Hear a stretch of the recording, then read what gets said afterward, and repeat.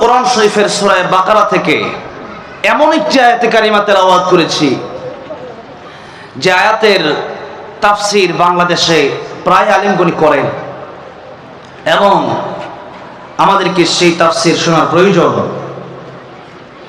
আল্লাহ বললেন, কাইফা তাকফুরুনা বিল্লাহ, মানুষ কিভাবে আল্লাহর সাথে নাফরমানি করে, এটা কেমনে সম্ভব? আল্লাহ তাআলা আশ্চর্য হয়ে বললেন এটা। একজন বাবা তার ছেলেকে ধমক দেয়। একটা ছেলে যখন অতিরঞ্জিত করে, বেয়াদবি করে, তখন বাবা বলে, আমি না তোর বাবা, তুই আমার সাথে কেমনে কুফরি করস, আমার সাথে কেমনে নাফরমানি করস, আমি যেই কথা বলি এটা শুনোস না কেন? এই কথা বাবা বলে কি বলে না? বলে। কেন? একটা ছেলে বাবা জন্ম দিয়েছে। একজন স্বামী তার স্ত্রীকে বলে যে তুমি কেবলমাত্র আমার সাথেই থাকবা। কোন স্ত্রী যদি স্বামী ছাড়া অন্য কোনো ছেলের সাথে ঘোরাফেরা করে কোনো পার্কে গিয়া, ওটা যদি স্বামী দেখতে পারে, আপনারা কি বলেন কোনো ভালো স্বামী খুশি হতে পারে? খুশি হতে পারে না। একজন স্বামী একজন স্ত্রীকে বিয়ে করার কারণে, সেই স্বামী যদি স্ত্রী যদি অন্য ছেলের সাথে হাত ধরার কারণে সেই স্বামী যদি নারাজ হয়ে যায়, যেই বান্দাকে আল্লাহ তাআলা নুতফা থেকে নাপাক পানি থেকে সৃষ্টি করলেন, সেই বান্দা যদি আল্লাহর সাথে নাফরমানি করে, বলেন আল্লাহ কষ্ট পায় কি পায় না?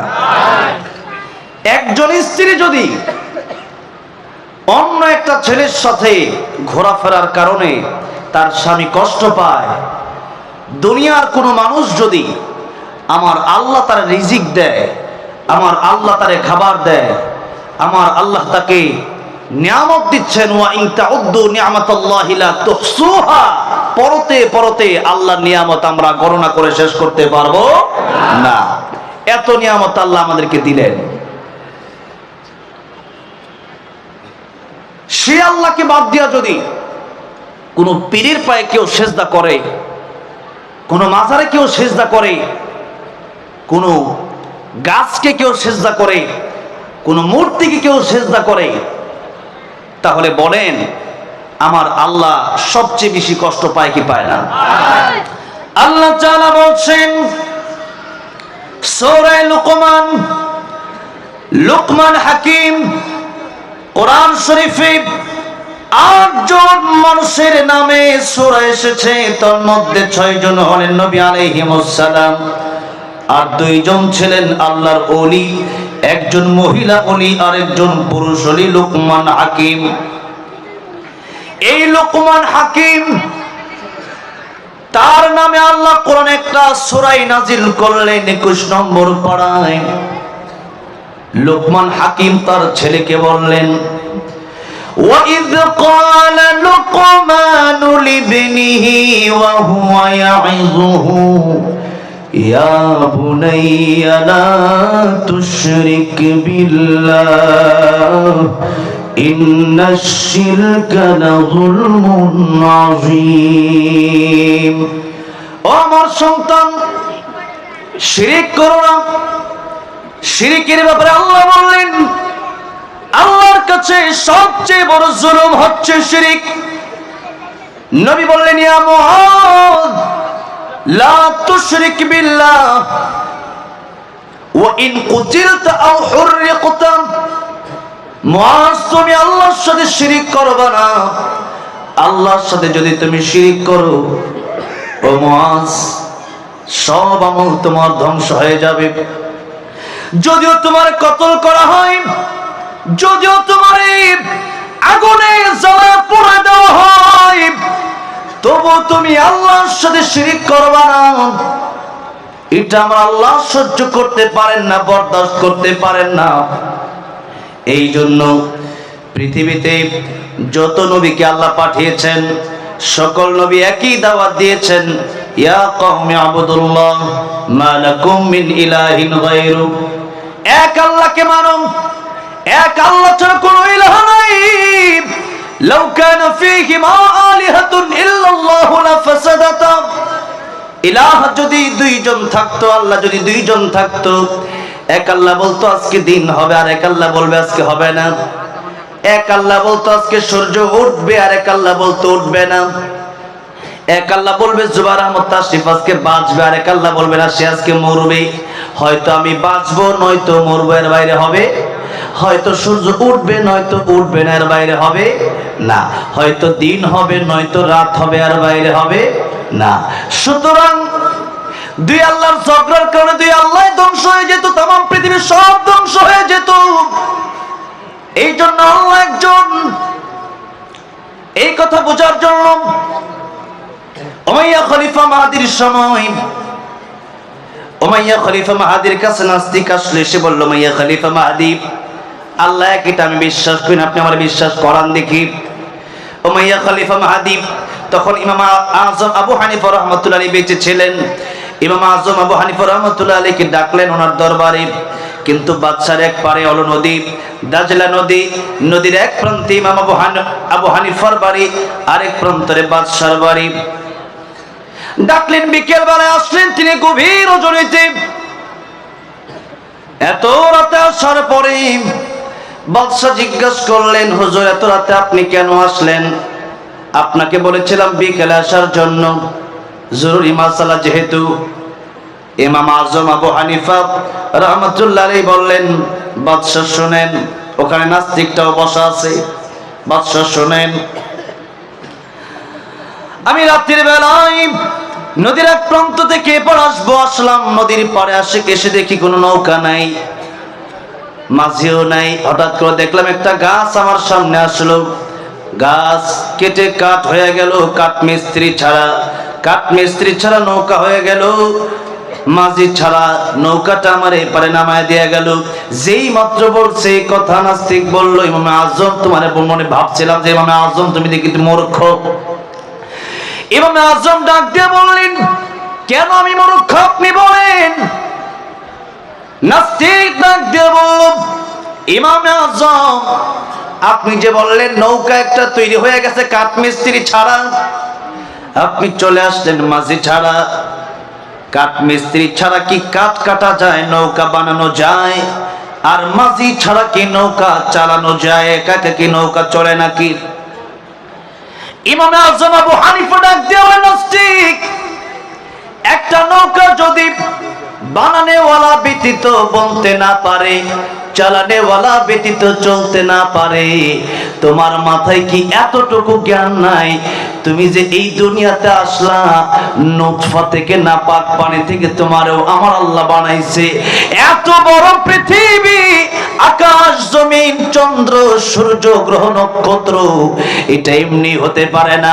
বানানেওয়ালা ব্যতীত বলতে পারে না, চালানেওয়ালা ব্যতীত চলতে পারে না। অবশ্যই এর বানানেওয়ালা একজন আছে, এর চালানেওয়ালা একজন আছে। জোরে বলেন তিনি কে? নাস্তিক এবং বুঝতে আর বাকি রইল না। এখন তার বুঝে আসলো, ডাক দিয়ে বলি, ইমাম আজম, আমার এতদিন আমার যা বিশ্বাস ছিল, এতদিন আমার অন্তরে যা নাফাকি ছিল, আমি অন্তরে আর নাফাকি রাখতে চাই না। আমার আপনি পড়ায় দেন, লা ইলাহা ইল্লাল্লাহ, লা ইলাহা ইল্লাল্লাহু মুহাম্মাদুর রাসূলুল্লাহ সাল্লাল্লাহু আলাইহি সাল্লাম কালিমা পড়ে মুসলমান হয়ে গেছে। বলতেছিলাম, এই দুনিয়াতে যত গুনাহ আছে, আল্লাহ বলেন, কাইফা তাকফুরুনা বিল্লাহ, মানুষ আমার সাথে নাফরমানি করে কেমনে, কিভাবে সম্ভব? এর মধ্যে প্রথম কথাই হলো, মানুষ আল্লাহর সাথে শিরিক করে কেমনে।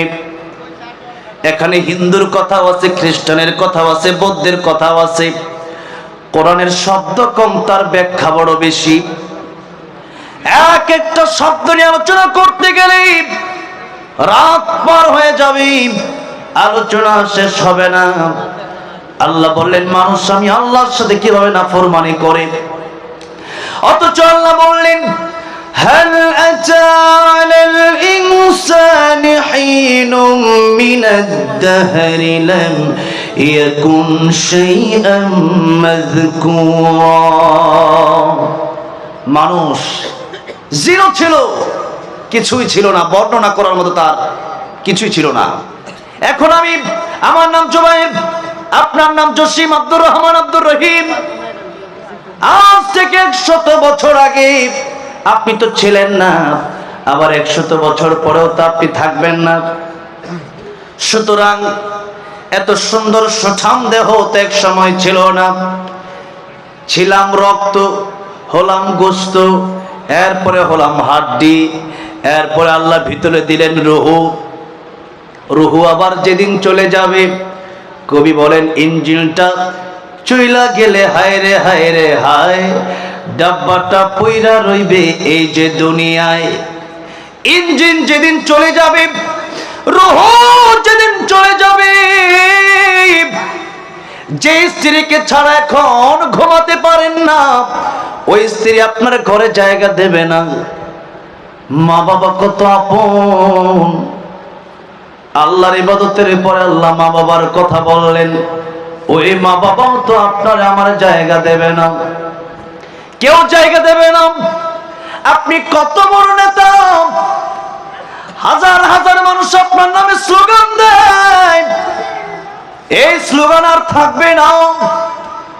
লাশ আই লাশ, কিচ্ছু নাই, খালি বডির কোনো মূল্য নাই।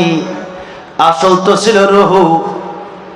আল্লাহ বলেন রুহু যদি ভালো হয় তাহলে আমি আল্লাহর কাছে বড় দামি হয়ে যাব।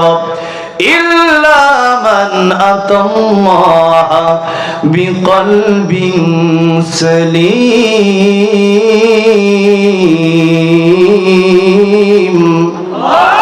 অন্তরটা যদি ভালো হয়, গোটা দেহ ভালো হয়ে যায়। কারণ আমার গোটা দেহরে পরিচালনা করে আমার অন্তরে। কিসে পরিচালনা করে? অন্তরে পরিচালনা। এটা হচ্ছে ইঞ্জিন। এই জন্য ইঞ্জিন চলে যাওয়ার পরে আর নেতার নেতাগিরি থাকে না। এত টাকা, গাড়ি বাড়ি কিচ্ছু থাকবে না। যেদিন মরে যাবেন, বাড়ি তো 5 তলা 10 তলা আপনার টাকায় আপনি করছিলেন, এটা তো অন্য মানুষের টাকায় করেন নাই। কিন্তু ওই 5 তলায় যদি আপনি ওসিয়ত করে যান যে একটা তালা আমার জন্য বরাদ্দ করবা, কেউ করবে নাকি? করবে না। ওটা তো মরে গেছে, তো এখন তার ওসিয়তের দামটা রইল কোথায়? আর 5 তলায় রাখলে পরে কয়েকদিন পরে লাশ গন্ধ বের হবে, রাখা যাবে না। এই যে কয়েকদিন আগে ছোট্ট একটা, গতকাল বা পরশু দিনের ঘটনা, মুনতাহা মেয়েটার হত্যা করছে। কত বড় নিকৃষ্ট মানুষ, তাদের কিন্তু বলছে খোলাইকা কাল আনামি বাল হুম আদল। নিষ্পাপ একটা মাসুম বাচ্চারা হত্যা করে ফেলছে। 1 দিন 2 দিন 3 দিন বাপ মা খোঁজ খবরের জন্য 1 লাখ 2 লাখ 5 লাখ টাকা পুরস্কার দেওয়া হবে। কিন্তু পুরস্কারের ঘোষণা দিলে কি হবে? 7 দিন আগে তুমি মরে গেছি। এই যে মেয়েকে মেরে ফেলল, 3 দিন 4 দিন 5 দিন 1 সপ্তাহ পরে লাশ থেকে গন্ধ বের হচ্ছে। ও মুসলমান, আপনাদেরকে জিজ্ঞাসা করতে চাই, আজকের ওয়াজ মাহফিলে আমার মরণ হতে পারে কি পারে না? আপনার মরণ হতে পারে কি পারে না? মিরপুরে শহীদ বুদ্ধিজীবীর মাঠ আছে। প্রায় 2 থেকে 3 বছর আগে আমার দাওয়াত করা হলো সেই মাঠে, বুদ্ধিজীবী মাঠে। আমার বয়ান বাদ মাগরিব, আসরের পরে আমি চলে গেলাম সেখানে। অনেকগুলো কবর সেখানে আছে। চিন্তা করলাম সবাই তো আর খারাপ, অনেক ভালো মানুষ তো আছে, একটু কবরগুলো জিয়ারত করে আসি। অনেকগুলো কবর জিয়ারত করতে করতে করতে করতে হঠাৎ করে আমার চোখের সামনে একটা লেখা ভেসে উঠল, ফিরোজ শাহ গানের শিল্পী। আমার মনে পড়ে গেল সেই কথা, ফিরোজ শাহ তো সেই শিল্পী, যে শিল্পী গানের মঞ্চে গান গাচ্ছিল। 1 মিনিটের নাই ভরসা, সঙ্গ হবে রং তামাশা। দম ফুরাইলে বন্ধু চক্ষু বুঝিলে, দম ফুরাইলে বন্ধু চক্ষু বুঝিলে। 1 মিনিটের নাই ভরসা, তার মুখ থেকে যখন উচ্চারণ হচ্ছিল, স্টেজের ভেতরে মাইকটা নিয়ে পড়ে গেল। মানুষ চিন্তা করলো কি বেহুশ হয়ে গেল না কি হলো। বুকের মধ্যে হাত দিয়ে দেখা যায় কলব আর লড়ে না। এই তো ছিল জীবন, আমার আপনার জীবন তো এই তো জীবন। এখানে আলোচনা করে আমি আবার বাড়ি যেতে পারবো কিনা জানি না, আপনি আলোচনা শুনে বাড়ি যেতে পারবেন কিনা জানেন না। সুতরাং আল্লাহ রাব্বুল আলামিন বললেন, ইযা জাআ আজালুহুম লা ইস্তাখিরুনা সাআতাও ওয়া লা ইস্তাকদিমুন। মৃত্যুর সময় যখন চলে আসবে, এক সেকেন্ড আগেও মরণ আসবে না, এক সেকেন্ড পরেও মরণ আসবে না। মরণের সময় হয়ে গেলে সাথে সাথে মালাকুল মাউত চলে আসবে। সুতরাং মৃত্যুর প্রস্তুতি আমাদের 24 ঘন্টা নিয়ে রাখার দরকার আছে না নাই? জোরে বলেন। আল্লাহ বললেন সূরা তাহা, ইন্নাস সাআতা আতিয়াতুন আকাদু খুফিহা লিতুজজা কুল্লু নাফসিন বিমা তাসা। এখানে সা মানে কিয়ামত বলা হয়েছে, কিন্তু কিয়ামতের দুইটা ব্যাখ্যা এসেছে। আল্লাহর নবী বললেন, একটা হলো কিয়ামতে কুবরা, আরেকটা হলো কিয়ামতে সুগরা। কুবরা মানে বড়, সুগরা মানে ছোট। নবীজি বললেন, মান মাতা ফাকাদ কামাত কিয়ামাতুহু, যার যেদিন মরণ হয়ে যায় তার সেদিন থেকেই কিয়ামত শুরু হয়ে যায়। মরণ যেদিন হয়ে যাবে কিয়ামত শুরু হয়ে যাবে। শুধু তাই না, মরণের আগেই ভালো মানুষ যদি হয়, সেই মানুষের কাছে আল্লাহর রহমতের ফেরেশতা চলে আসে আর বলতে থাকে, যারা পারেন আমার সাথে ঠোঁট মিলিয়ে পড়েন, ইয়া আইয়াতুহান নাফসুল মুতমাইন্না ইরজিই ইলা রাব্বিকি রাদিয়াতাম মারদিয়া ফাদখুলি ফি ইবাদি ওয়াদখুলি জান্নাতি। হে ভালো অন্তর, ভালো মন, চলে যাও তোমার রবের দিকে। কোন অবস্থায়? রাদিয়াতাম মারদিয়া, তোমার আল্লাহ তোমার প্রতি খুশি, তুমি আল্লাহর প্রতি খুশি, কোনো টেনশন নাই, কোনো চিন্তা নাই। লাল গালিচা বিছিয়ে দিলাম, চলে আসো আমার আল্লাহর কাছে। মরতে দেরি হবে, আমার আল্লাহর সাথে তোমার সাক্ষাৎ হতে দেরি হবে না। সুবহানাল্লাহ, জোরে কোন। আল্লাহর দেখার ইচ্ছা আছে না নাই? দেখা হবে জান্নাতে। কোথায় দেখা হবে? দুনিয়ার মানুষের প্রেমে পাগল হইছেন, শুধু মানুষের প্রেমে পাগল হয়েন না। এই দুনিয়ার সুন্দর সৃষ্টি দেখে পাগল হবেন না। এই সৃষ্টির স্রষ্টা যিনি, তিনি কে? তোমার সৃষ্টি যদি হয় এত সুন্দর, না জানি তাহলে তুমি কত সুন্দর, কত সুন্দর। দুনিয়া সুন্দর, মানুষ সুন্দর, আসমান সুন্দর, জমিন সুন্দর, সুন্দরে সুন্দরে পাল্লা।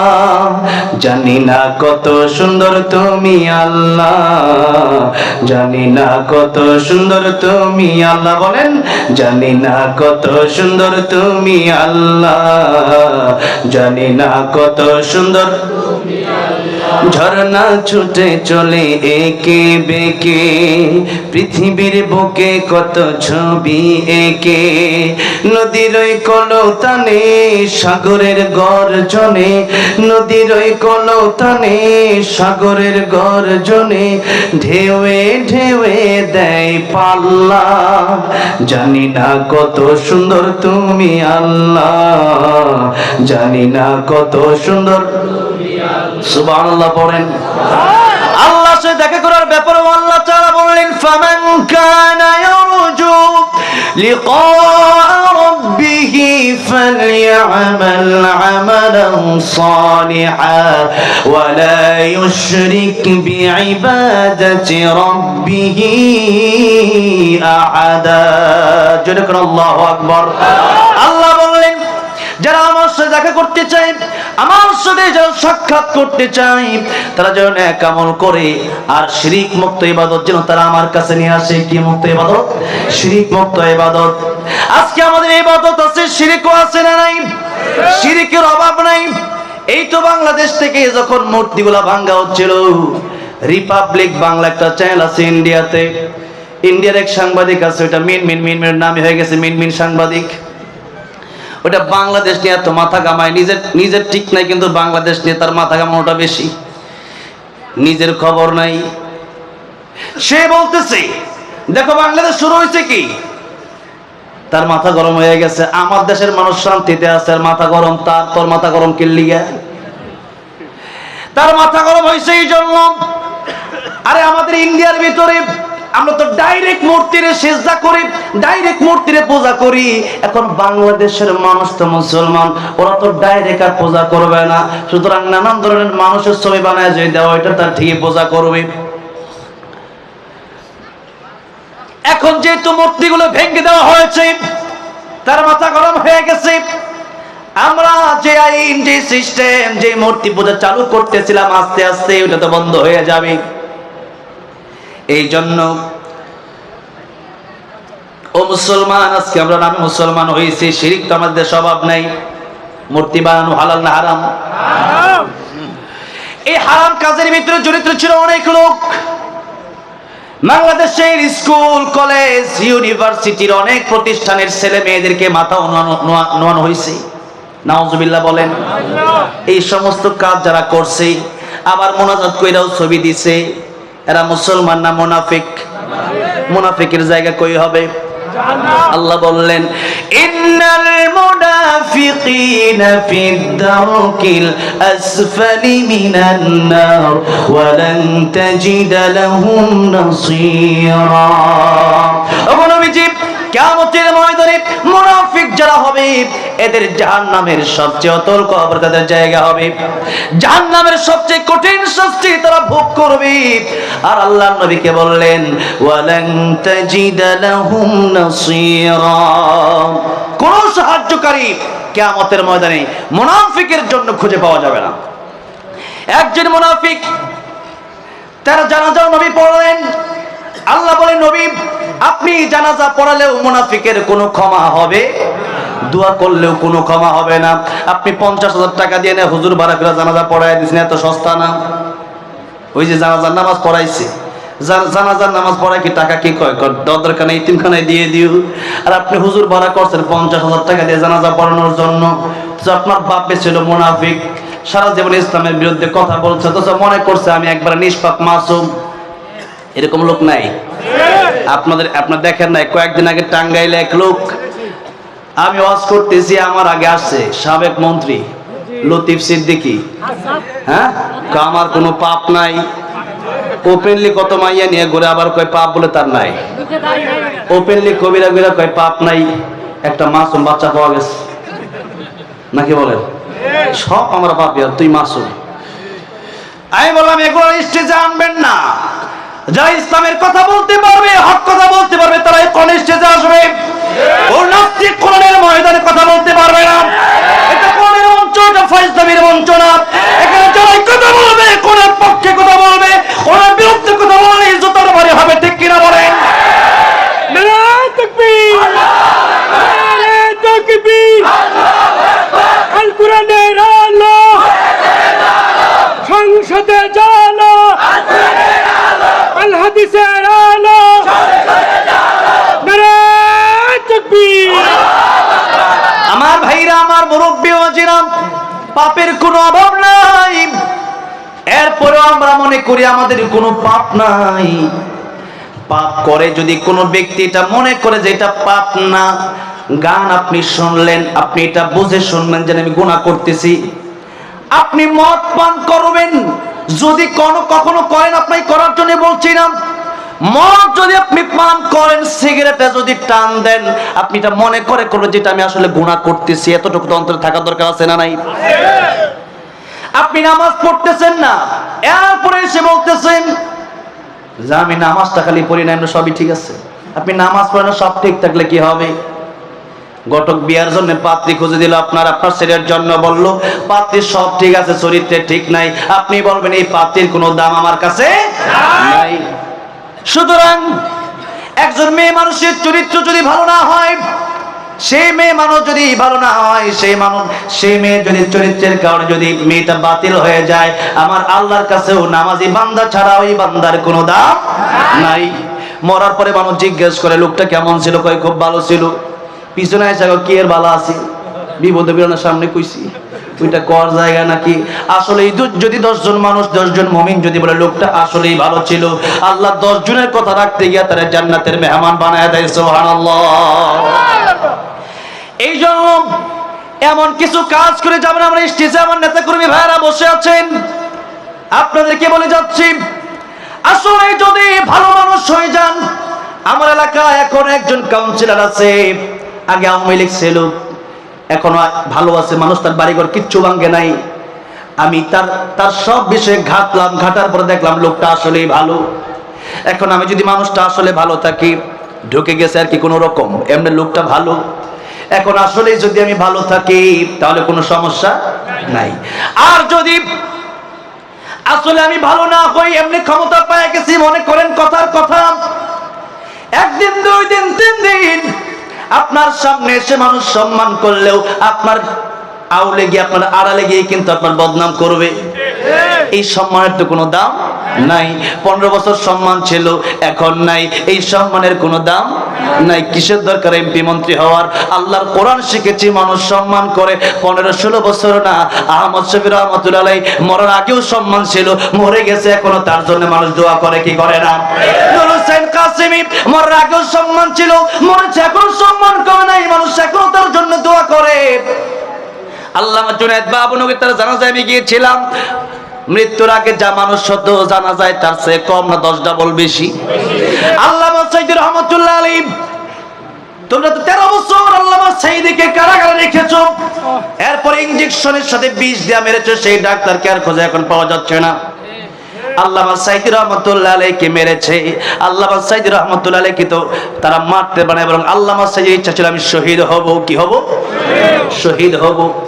আল্লামা সাইয়্যিদ রহমাতুল্লাহ আসলে শহীদ হয়েছেন। আমি বলেছিলাম আমার গানে, আল্লামা সাইয়্যিদ রহমাতুল্লাহ আলাইহিকে শহীদ করে দেওয়া হলো। তারা ভেবেছে মানুষের মৃত্যুর পর বুঝি মানুষের সব শেষ হয়ে যাবে, কিন্তু আল্লামা সাইয়্যিদের ভক্ত বাংলার পরতে পরতে, বাংলার মাটিতে মাটিতে, বাংলার ঘরে ঘরে আজও আছে না নাই। বরং তুমি বেঁচে আছো, তোমার মানুষ ফাঁসি দেওয়ার জন্য খোঁজে, তোমার মানুষ পেটানোর জন্য খোঁজে, তোমার বাড়িঘর ভাঙার জন্য মানুষ যায়, তোমার লাঞ্ছনা করার জন্য মানুষ যায়। যেখানে কোরআনের কথা হয়, যেখানে ভালো মানুষ আছে, সেখানেই তোমার বিরুদ্ধে বদনাম, তুমি লোকটা খুবই খারাপ। আর আল্লামা সাইয়্যিদ রহমাতুল্লাহ চলে গেলেন, 13 বছর কারাগারে ছিলেন, এখন চলে গেছেন। এখনো প্রত্যেক মাহফিলে মাহফিলে, প্রত্যেক জায়গায় জায়গায় আল্লামা সাইয়্যিদের নাম আছে না নাই? এই জন্যই আপনি যদি মানুষটা আসলেই ভালো হন, এমন কিছু কাজ করে যান যে কাজের কারণে মানুষ আপনার ইন্তেকালের পরে বলবে আসলে লোকটা ভালো ছিল, আমার আল্লাহ বলবেন লোকটা ভালো ছিল। এমনকি ভালো মানুষের মৃত্যুর পর আকাশ পর্যন্ত কাঁদতে থাকে, জমিন পর্যন্ত কাঁদতে থাকে। কেন কাঁদে?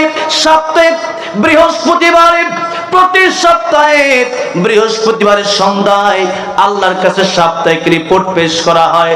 ভালো মানুষের রিপোর্ট যখন পেশ করা হয়, নামাজ আছে, রোজা আছে, কোরআন তেলাওয়াত আছে, জিকির আছে, পিতামাতার খেদমত আছে, দান আছে, সদকা আছে, এত ভালো আমল দেখে আকাশ মুখরিত হয়ে যায়, আকাশে গ্রান হয়ে যায়, সেন্ট স্প্রের মতো গ্রান হয়ে যায়। সুবহানাল্লাহ।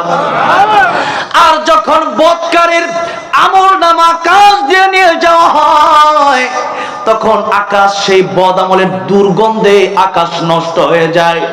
এই জন্য মানুষের মৃত্যুর পর ওই ভালো মানুষটার জন্য আকাশ পর্যন্ত দোয়া করে, জমিন পর্যন্ত দোয়া করে, শুধু তাই না, ভালো মানুষের মৃত্যুর পর আল্লাহর ফেরেশতারা পর্যন্ত তারা জানাজায় হাজির হয়ে যায়। আল্লামা জুবাইর আহমদ আনসারী রাহমাতুল্লাহ আলাইহি ইন্তেকাল করেছিলেন। আল্লামা জুবাইর আহমদ আনসারী রাহমাতুল্লাহ আলাইহি ইন্তেকালের পরে করোনার সময় ছিল, করোনা ভাইরাস, একজন আরেকজনের সাথে হাত মেলানো যাবে না, 5 জন একসাথে নামাজই পড়া যাবে না, এত ভয়ানক পরিস্থিতি, এত ভয়ানক অবস্থা। এর মধ্যে তিনার ইন্তেকাল হয়ে গেল। লক্ষ লক্ষ মানুষ আধা ঘন্টার ভিতরে কোন জায়গা থেকে যেন ছুটে আসলো। আল্লাহু আকবার। আমার তো মনে হয় সেদিন শুধু মানুষ ছিল না, সেদিন আল্লাহর ফেরেশতাও ছিল। কোন সুবহানাল্লাহ। আমার ভাইরা, আমার মুরব্বি ওয়াজির, এই জন্য অন্তরের ভিতরে করোনা ফাঁকি রাখবেন না। আজকে আমাদের ভিতরে মুনাফিকের অভাব নাই। আপনি মুনাফিক খোঁজার জন্য আমেরিকা যাওয়ার দরকার নাই, লন্ডন যাওয়ার দরকার নাই। মুনাফিক খোঁজার জন্য সুদূর দুবাই, কাতার, কুয়েত যাওয়ার দরকার নাই, মালয়েশিয়া, ইন্দোনেশিয়া যাওয়ার দরকার নাই। তাহলে কোথায় যাব? এই যে আশুলিয়া, সাভার, ওই মূল জায়গায় যাওয়ার দরকার নাই। আপনার এলাকায় খুঁজলেই দেখবেন 2-1টা মুনাফিকের অভাব নাই। 2-1টা করে মুনাফিক আপনি এমনি পাবেন। এতদিন 15 বছর ছিল এক জায়গায়, এখন কই উল্টে দিছি, বুঝেন নাই? আছে না নাই? এখন কি আমি তো তঙ্গল লোক, আছে না নাই? অভাব নাই। খুব সাবধান, এদেরকে জায়গা দেওয়া যাবে। বাংলাদেশের সরকার, ডক্টর ইউনূস সাহেব, এই কথাটা হয়তো ওনার কাছেও যেতে পারে, আমি ওনাকেই বলছি। উপদেষ্টার ভিতরেও এখন কিছু মুনাফিক ঢোকানো হচ্ছে, এদেরকে বের করে দেন, না হলে বাংলাদেশ আস্তে আস্তে অন্ধকারের দিকে যাবে। এই জন্য আন্দোলন যেমন আগেও মানুষ করেছে, এখনো যদি উল্টা পাল্টা হয়, কোন নাস্তিক, কোন মুনাফিক যদি উপদেষ্টার জায়গায় গিয়ে বসে, বাংলার মানুষ আবার আন্দোলন করে তারে নামাতে বাধ্য হবে। কথা বলেন ঠিক না বেঠে? এই জন্য ভালো মানুষ বসান। আবু সাঈদ মুগ্ধ জীবন দিল কোন নাস্তিককে বাংলার জমিনে বসানোর জন্য না। আবু সাঈদ মুগ্ধ জীবন দিল কোন মুনাফিককে বাংলার ক্ষমতায় বসানোর জন্য না। বাংলার ক্ষমতায় তারাই বসবে যারা কোরআনের পক্ষে কথা বলতে পারবে, মুসলমানের পক্ষে কথা বলতে পারবে, দেশের পক্ষে কথা বলতে পারবে, তারাই বাংলার ক্ষমতায় বসবে। ঠিক কিনা বলে? আর যদি এরপরেও এটা মনে করেন আমার ইচ্ছা মতো আমি চালাবো, উনিও ভাবছিলেন 2040 পর্যন্ত কারো বাপের ক্ষমতা নাই, কারো বাপের ক্ষমতা নাই, কিন্তু আমার আল্লাহর ক্ষমতা আছে না নাই? কারো বাপের ক্ষমতা লাগে না, আমার আল্লাহর ক্ষমতাই যথেষ্ট। আমার আল্লাহ মারতে হলে 50 জন লাগে না। আমার আল্লাহ নমরুদকে একটা মশা দিয়ে শেষ করে দিছে, ফেরাউনকে পানিতে ডুবায় শেষ করে দিছে। তুমি আর কত বড় পালোয়ান, তুমি তো সিরিয়ালের বাইরে। এই জন্য ভাইরা আমার, বন্ধুরা আমার, মুরব্বি ওয়াজিরা আমার, আজকের মাহফিল থেকে শিক্ষা নিয়ে যাবেন। আমার যদি মনে চায়, যদি আপনার মনে চায় যে আমি হিন্দুত্ববাদ কায়েম করব বা তাদের সাথে থাকবো, তাদের সাথে একদিকে যান, 2 দিকে আসবেন না। নবীর পিছনে নামাজ পড়ে পাগড়ি, জুব্বা সবই আছে, কিন্তু জিবরাইল আমিন যখন লিস্টে নিয়ে আসলেন, নবী দেখলেন প্রথম লিস্টে তার নাম যে পাগড়িওয়ালা, জুব্বাওয়ালা। নবী জিজ্ঞেস করেন এটা মুনাফিক কেমনে? জিবরাইল ডাক দেবেন, ইয়া রাসূলুল্লাহ, মুনাফিক হওয়ার জন্য আপনি তারা ডাইরেক্ট দেখলে চিনবেন না। ওটা দাড়িও থাকবে, টুপিও থাকবে, জুব্বাও থাকবে, তলে তলে থাকবে শয়তানি। বাংলাদেশের সব হুজুর কি ভালো নাকি? আমি অনেক সময় বলছি হুজুররা যারা ভালো, আলহামদুলিল্লাহ, তারা তো ভালো। হুজুররা সবচেয়ে বেশি ভালো। হুজুররা ইন্নামা ইয়াখশাল্লাহা মিন ইবাদিহিল উলামা, হুজুররা তো সবচেয়ে ভালো। কার কথা?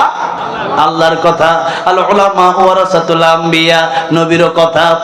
কিন্তু বাংলাদেশের ভিতরে এমনও হুজুর আছে কোরআন তেলাওয়াত সহি শুদ্ধ করে পড়তে পারে না, শিরিকের সাথে ডাইরেক্ট সম্পৃক্ত, বাবার মাজারে গিয়া সেজদাও করে। এমন হুজুরও বাংলাদেশে ওয়াজ করে কি করে না? এমন হুজুরও ওয়াজ করে, এদেরকেও মানুষ আবার দাওয়াত দেয়। আজকে তারা গিয়ে ওয়াজের সময় কোরআন সুন্নাহ থেকে কোনো কথা নাই, খালি ডিজে জিকির করে।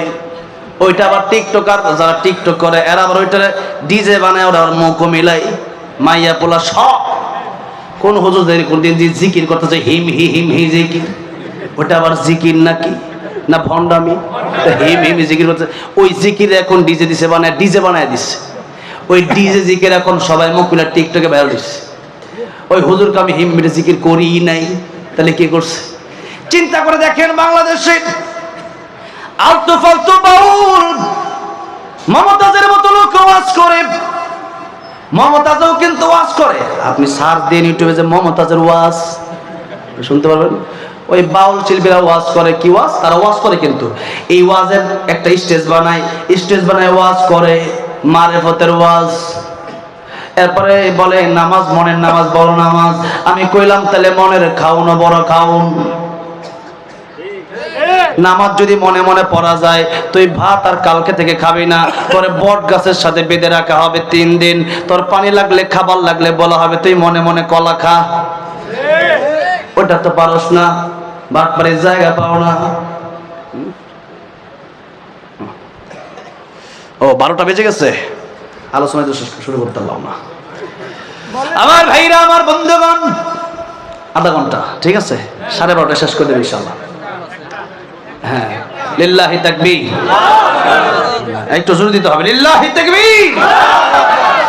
আমার ভাইরা, আমার মুরব্বি ও জিরাম, যে কথা বলছিলাম, অন্তরের ভিতরে নাফাকি রাখা যাবে না।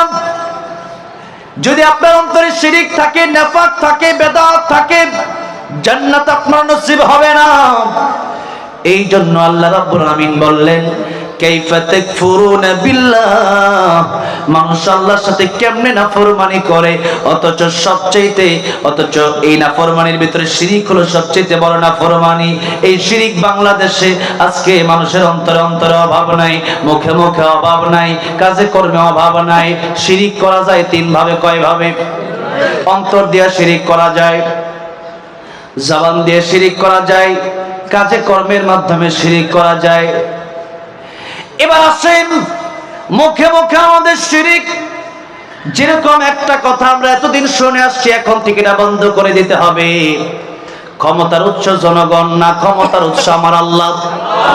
জোরে বলেন, কে? আল্লাহ। এবার আসুন, অন্তরে অন্তরে এই কথা বিশ্বাস করাম যে আল্লাহও দিতে পারে, আমার বাবাও আমারে দিতে পারে, এরকম বিশ্বাস করার নাম শিরিক। এরকম বিশ্বাস করার নাম কি? শিরিক। আবার আল্লাহরও সিজদা দিলেন, বাবারও সিজদা দিলেন, ওটার নাম শিরিক। শিরিক যদি আপনি করেন, আল্লাহ বললেন, লা ইন আশরাকতা লা ইয়াহবাতান্না আমালুক ওয়া লা তাকুনান্না মিনাল খাসিরিন। ওগো নবীজি, আপনি নিজেও যদি শিরিক করেন, আল্লাহ নবীর ডাইরেক্ট বললেন, নবী আপনি নিজেও যদি শিরিক করেন, তাহলে আপনার পূর্বের আমল সব বরবাদ হয়ে যাবে। যেরকম আপনি হজ করে আসছেন, কথার কথা, হজ করে আসার পরে কোনো কারণে এক ওয়াক্ত নামাজ কাজাই হয়ে গেল, হজ কি বরবাদ হয়ে যাবে নাকি? অথবা নামাজ পড়ে গেলেন বাজারে, কোনো কারণে একটা মিথ্যা কথা বলেই ফেলছেন, তার মানে কি নামাজ কি বাতিল হয়ে যাবে নাকি? না। কিন্তু যদি আপনি শিরিক করেন, যত আমল করেছেন, যত ইবাদত করেছেন, সব ইবাদত, সব আমল আপনার বরবাদ হয়ে যাবে। সুতরাং কাইফা তাকফুরুনা বিল্লাহ, কুফরির ভিতরে সবচাইতে বড় হলো শিরিক, নাফরমানির ভিতরে সবচাইতে বড় হলো শিরিক। এই শিরিকের গুনাহ আমরা ছেড়ে দেব, বলি ইনশাআল্লাহ। এবার আসেন, আল্লাহ রাব্বুল আলামিন বললেন, ওয়া কুনতুম আমওয়াতাম, অথচ তোমরা ছিলে মৃত। অনেক কথা ছিল, কিন্তু আজকে আর বলতে পারবো না। এদিকে আলহামদুলিল্লাহ ঢাকার এই অবস্থাটা ভালো, আগামীতে যেন আরো আগে আনা হয় এই টাইমটা। যে রাসূল সাল্লাল্লাহু আলাইহি সাল্লাম রাতের বেলা এশার নামাজ পড়ে খুব দ্রুত ঘুমিয়ে পড়তেন, আর আমরা রাতের বেলা ঘুমাই না, ঘুমাই দিনে, ঠিক কিনা? সে উল্টা পাল্টা নিয়ম, এই নিয়মগুলো চেঞ্জ করা দরকার আমাদের। আস্তে আস্তে ইনশাল্লাহ আরো আগে নিয়ে আসলে তাহলে খুব ভালো হয়। তো যাই হোক, আমরা এক সময় ছিলাম মৃত। আল্লাহ বললেন, ফাহিয়াকুম, আমি আল্লাহ তোমাদেরকে জীবন দান করলাম। আল্লাহ বলেন, সুম্মা ইউমীতুকুম, আবার মরতে হবে কি হবে না? আবার মরতে হবে। আল্লাহ বললেন আবার মরে গেল, আজ ওইটাই শেষ না? সুম্মা ইউহয়িকুম, আমি আল্লাহ আবার তোমাদেরকে জীবিত করব, আবার তোমাদেরকে উঠাবো। এরপরে শোনো, সুম্মা ইলাইহি তুরজাউন, উঠবো তাই শেষ না, আমি আল্লাহর সামনে তোমাদের দণ্ডায়মান হতে হবে, দাঁড়াতে হবে। জীবনের সমস্ত হিসাব আমি আল্লাহর সামনে দাঁড়ায় দিতে হবে। সুতরাং জীবনের সব হিসাব যেহেতু আল্লাহর সামনে দিতে হবে, জীবনটারে সুন্দর করে নামাজ পড়ে, মা বাবার খেদমত করে, ভালো কাজ করে এরপরে আল্লাহর সামনে দাঁড়ানোর দরকার আছে না নাই? আল্লাহ রাব্বুল আলামিন আমাদেরকে শিরক মুক্ত, গুনাহ মুক্ত সুন্দর একটা জীবন দান করেন, পড়েন আমিন।